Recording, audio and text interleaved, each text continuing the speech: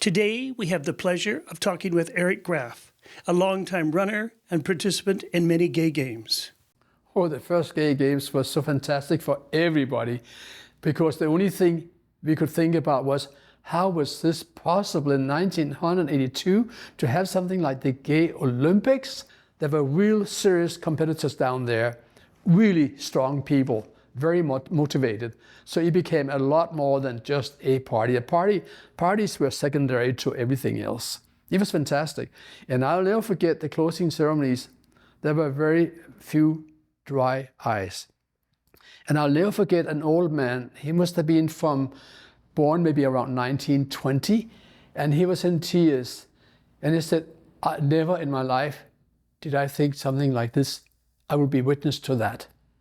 And of course, I have a t-shirt from the original first Gay Olympics that says Gay Olympic Games, which was outlawed by the International Olympic Association. They didn't want to have anything to do with that.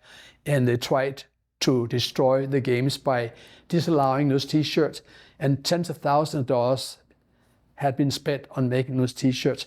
And they had to all be thrown away.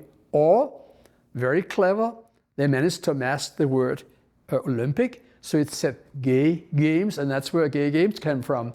After the games were over, what would be more obvious than starting a running club in Vancouver? And that's how the Vancouver Frontrunners came to be.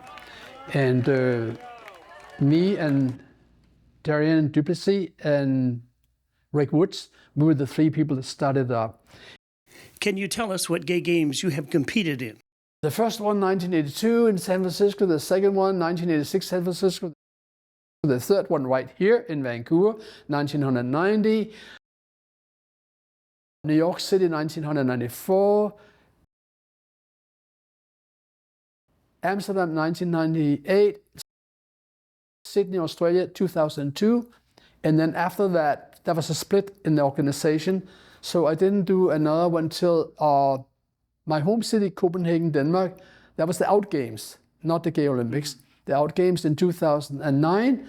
And the last one I did was here in Vancouver in 2011. That was for North America only, not the international.